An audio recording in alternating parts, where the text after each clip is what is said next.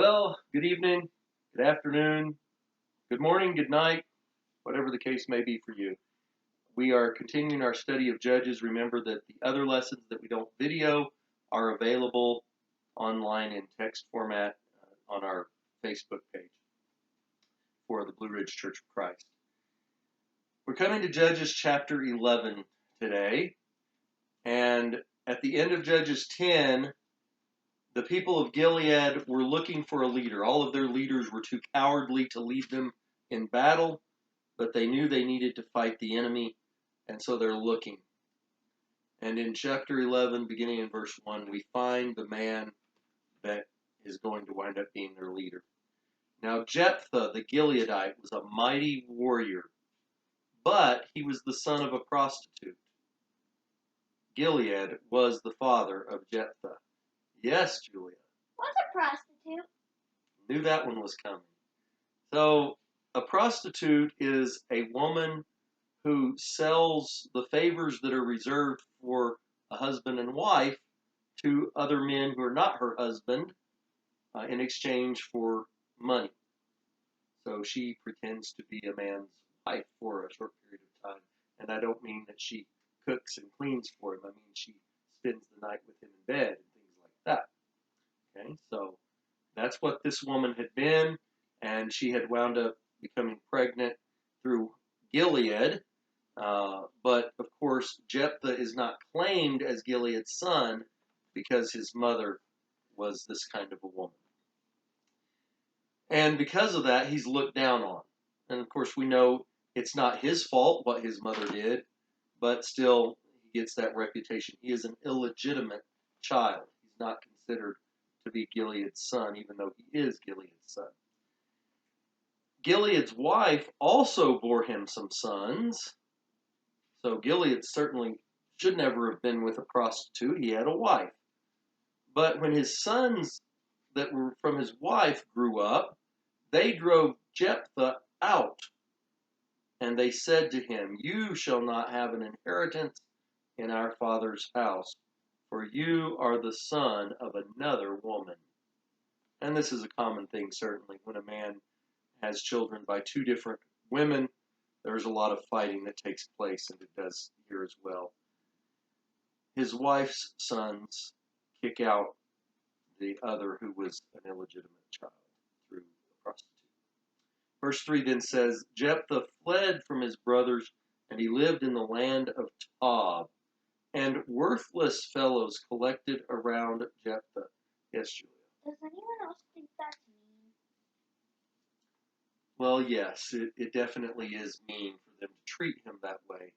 However, it is common for people to be treated that way. Even though the Bible teaches us that a child is not to bear the sins of the parents, unfortunately, in most societies, the child is looked down on because of the sins of their parents. And that can be any sin. If the parents were alcoholics, if the parents were gamblers, if the parents were thieves or robbers. And they went to jail? And whether they went to jail or whether just people knew about it and they didn't go to jail. So whichever way it is, people's parents tend to have an influence on that person's reputation. It's not necessarily fair, but it is the way that it is, and it was the same way in Israel. It still happens today, even in our society. Somebody say, "So and so," oh, you know what kind of people they're from. Their family's known for this, and so they get a bad reputation, even though they themselves may not have done anything bad. And Jesus got that kind of reputation because he was from the city of Nazareth, and everybody looked down on Nazareth as a place where nobody good comes from there. So it's the common thing with people. It's not the only mean and sinful thing that people do to each other, but it is one. So Jephthah is mistreated. He's driven out. He goes to live in another land. But some worthless fellows collect around him, and they go out with him. And he basically makes himself a little gang that runs around doing some stuff. And they go out and fight. He's a warrior. Verse 4, though, says, after a time the Ammonites made war against Israel. Now remember, that was where we were coming to at the end of chapter 10, that these enemies were coming up against the Israelites, and they were looking for somebody to go fight. When the Ammonites made war against Israel, the elders of Gilead went to bring Jephthah from the land of Tob. And they said to Jephthah, "Come and be our leader, so that we may fight against the Ammonites." But Jephthah said to the elders of Gilead, "Didn't you hate me and drive me out of my father's house?" So, sometimes we may wish that we hadn't treated somebody wrongly, because at some point in the future, we may actually need that person. That's why we should always be cautious about the way that we treat other people. So Jephthah says, "Well, you hated me. Why are you coming now when you're in trouble? So you didn't care about me any other time, but now you're in trouble. You want to get my help." The elders of Gilead said to Jephthah, "This is why we have turned to you now, so that you may go with us and fight against the Ammonites and be our head over all the inhabitants of Gilead." Now, Jephthah is not a perfect person by any means, but it is interesting that in some ways he foreshadows Christ here. Here he was, the one that was rejected, but now he's offered the position as the head of all. And Jesus spoke of himself in similar terms. The stone that was rejected has become the capstone, the cornerstone. It's become the head of them all. And so we see that same kind of thing happening here. They rejected Jephthah, but now they're coming begging, and they're saying, "You can be our leader. You can be the head over all of us if you'll just come and fight." They knew what a mighty warrior he was, and they knew how good a job he could do. So he says this to them, verse 9, "If you bring me home again to fight against the Ammonites, and the Lord gives them over to me, I will be your head." And the elders of Gilead said, "The Lord will be witness between us if we do not do as you say." So now they've called God to be a witness of their agreement they've made. Yes, Julia.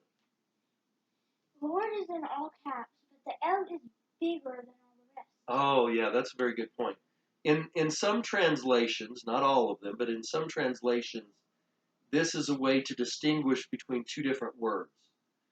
There was the word Adonai, which meant Lord or Sir, basically, and in Hebrew.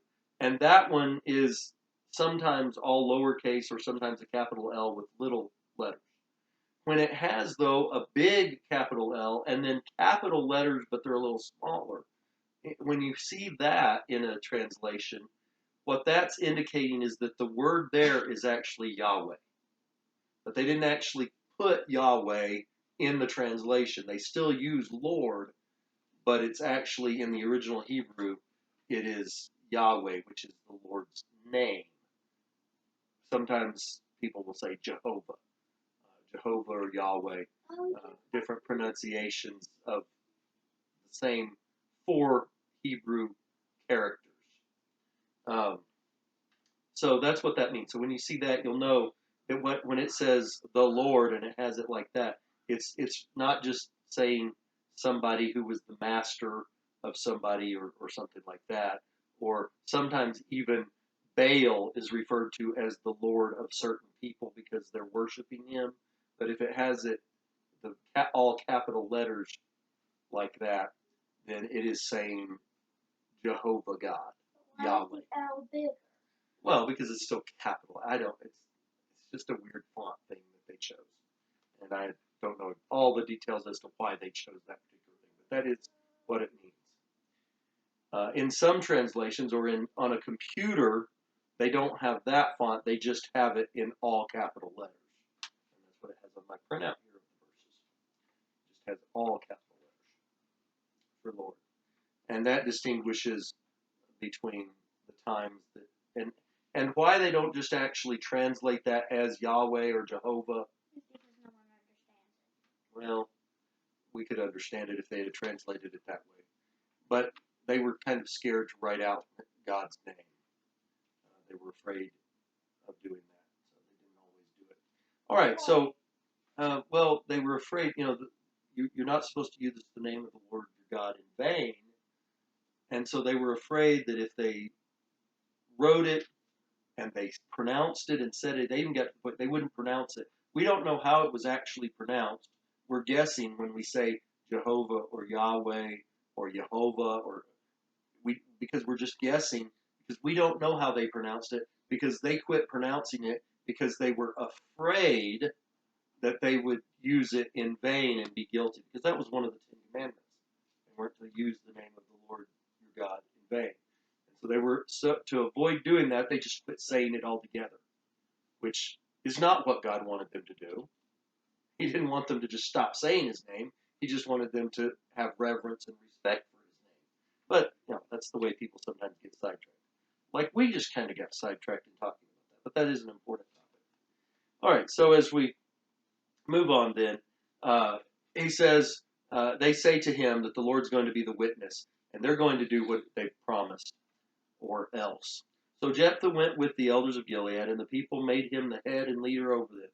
Jephthah spoke all his words before the Lord at Mizpah.